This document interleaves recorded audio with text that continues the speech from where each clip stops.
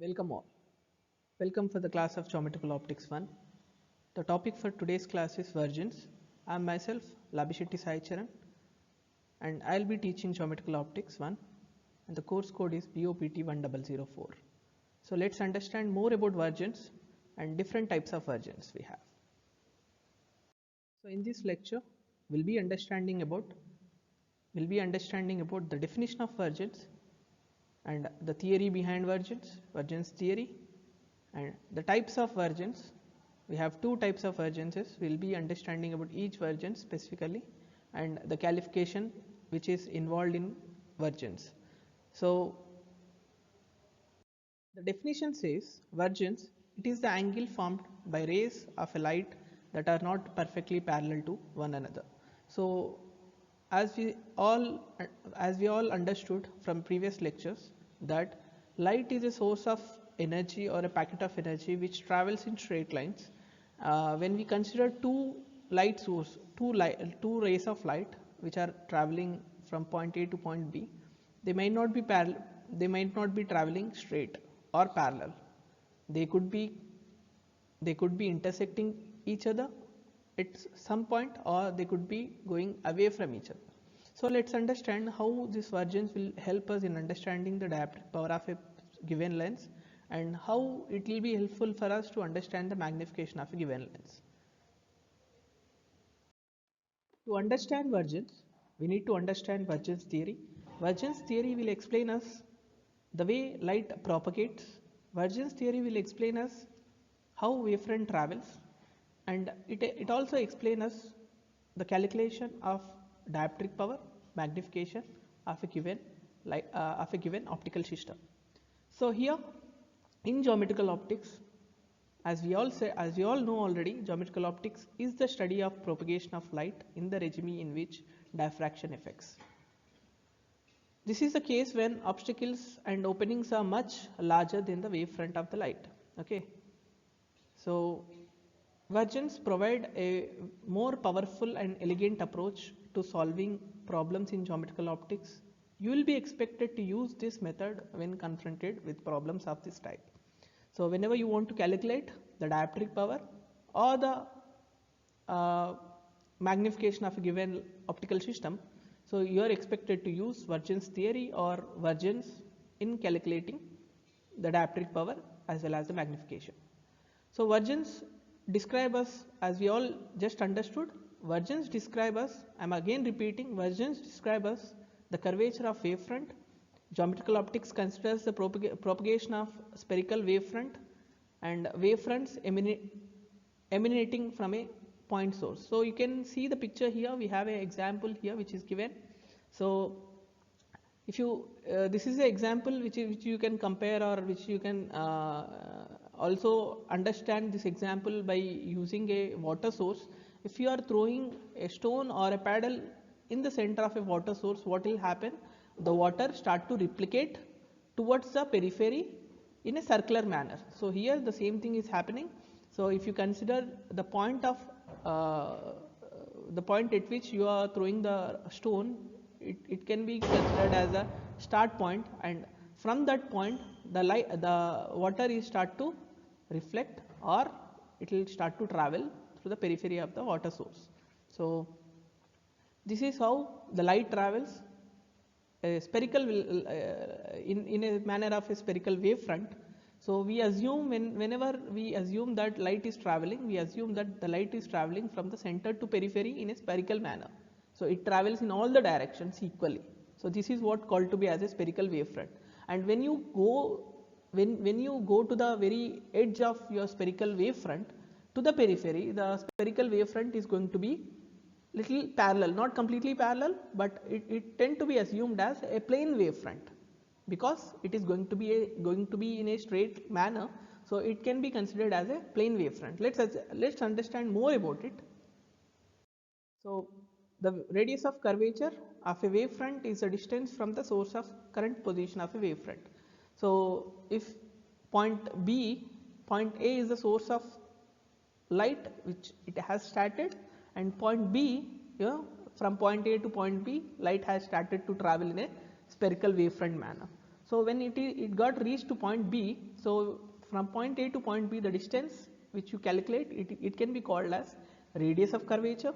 The curvature of a wavefront is given as 1 by r. So when you want to calculate the curvature of a wavefront, so you can use 1 by r, the distance between point A to point B. The reciprocal of it will give you the curvature of wavefront. Near the source, the curvature is very large.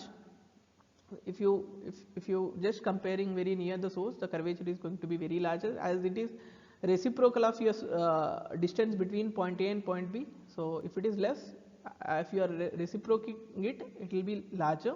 And if you are calculating it in a other point which is at C, which is more away from the point A, so the distance will be larger, so the wavefront curvature will be smaller. So the more you move away from the point source, the curvature will be less. So called a plane wave, and the curvature is 0. So if you are traveling more and more, okay, the curvature of the spherical wavefront is going to be plane. So when it is becoming plane, okay, when it is becoming plane, you can say that the curvature is going to be 0, which is at infinity. You can't say that the infinity is at 50 centimeters or 100 centimeters. When you are considering it as infinity, so at infinity you can certainly say that the plane wave is going to be the spherical wavefront, and when you are saying the plane wavefront is the spherical wavefront, so the curvature is going to be 0 or negligible. So you can describe the divergence. The divergence is defined as V is equals to n by r. So let's understand what is n here. N is the refractive index. So when n is the refractive index of any media, that is light propagating through a sign convention is called to be introduced. So when the light is traveling from one point source to a point source, when it is traveling away from the point source, it tend to be called as in a negative propagation. So we assume the divergence is equals to minus n by r. N is the refractive index, as I have just said, minus n by r, and when the light is focusing at some certain point, okay, as we all know, a concave lens will diverge the light, a convex lens will converge the light. So in case of a convex lens, if you are considering, you need to use the minus sign, minus convention, and when you are using a convex lens, you need to use a plus sign. So here, so when the light is emitting out from a point source, it will be taken as minus convention. When the light is reaching to one particular point focus, it will be taken in a positive convention. So here you can see, for light which is propagating away from a point source, it will be V is equals to minus n by r, and light which is focusing at one particular point, it will be taken as V is equals to plus n by r. So the unit of divergence is the dioptric power. So the unit of divergence will be taken as dioptric power, written as D. So it could be 5D, 10D, 15D, it is the dioptric power, or you can call it as power, which is equivalent to, okay, the meters, the units of dioptric power is going to be meter per meters. Okay, so common media that you will be working with air or water or glass, okay, these are common refractive indices which we generally assume and take. There are other refractive indices depending on the medias, but if you are considering the light at vacuum, air, water or glass, so these refractive indices should be considered. So let's understand the types of divergence we have. The two pictures which are given here will make us understand the different types of divergence. So here the first divergence, so convergence, we'll call it as convergence, which is also called as positive divergence. So the positive divergence will explain us the case of convex lens. So where in a convex lens, when the light is coming from infinity, when it is propagating through a convex lens, the light is going to be focused at a point source. So this you can see, okay, so the light is actually focusing at a point source, and so when such a thing happening, so we assume that the lens which is present in this case is a convex lens, and this convention is called as convergence or a positive divergence. And the second we have is divergence, which happens by a concave lens. or this can also be called as negative vergence. You can see here in this case what is happening, the light is diverging from the point source, the light is diverging, it is emitting out, okay, it is not coming to a one particular point. So it is emitting out, which has to be taken in a negative convention, or it can be called as negative vergence, and it should be called as divergence. So we have two types of vergence, positive vergence, negative vergence. Positive vergence will be called as convergence, negative vergence will always be called as divergence. So these two should be understood and well remembered, because these are the types of vergences, and if you are using a positive sign instead of negative sign, all your calculation will go wrong. Instead of magnification, you will get minification. Instead of negative sign, if you are using positive sign, it will all go wrong. So always keep your signs very clear. So if you are starting your answer with a negative impact, anyways your answer is going to be always wrong. So be remembered this, and we'll understand more about it. So here we just understood what is convergence and what is divergence. I need to make a point here. L2 is positive since it is directed to the right from the wavefront. So it is reaching to a one particular point. L2 is actually the thing L2 which is written here. It is directed to the right from the wavefront. It is directed right from the wavefront, meaning the wavefront is coming to a point. It is reaching to a point. And whereas L1 is measured from the wavefront and light is traveling left to right, it is a negative distance and the light vergence is negative. So here in this case of L1, what is happening? Light is actually going out, it is emerging out, or from a point source it is moving away, and the manner of movement is away from each other, so it is called as divergence. So this is given just to make us very more clear about convergence and divergence. So let's understand vergence with an example here. The types of vergence with an example video here. I'll play it.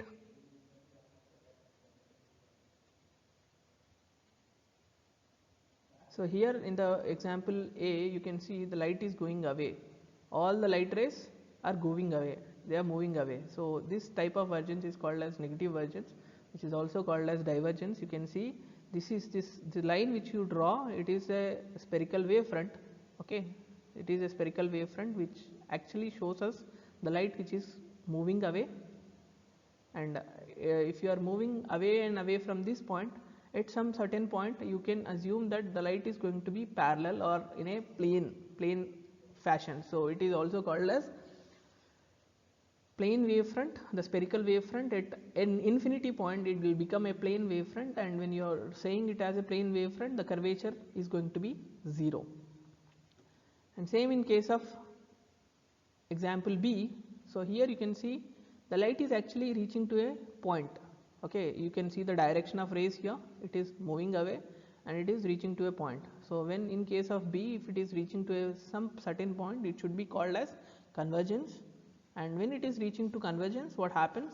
The vergence actually, each point the vergence is start to increase, meaning the wavefront curvature is going to be increasing. At infinity, it will be a plane or the negligible curvature, but when you are reaching to one particular point, okay, so the vergence or the curvature start to increase, and when you are, when you calculate curvature which is very close to the point source, it will be higher, and when you are calculating curvature which is away from the point source, it will be lesser.